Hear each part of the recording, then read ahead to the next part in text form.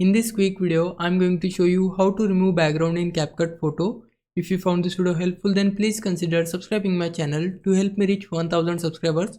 So first of all, open the CapCut app and make sure that you have updated to the latest version. Once you open the app, tap on the remove background. If you can't see this option, then we can simply tap on expand these tools and you may see the remove background option here. But in my case, it is on the first place, so I need to select it.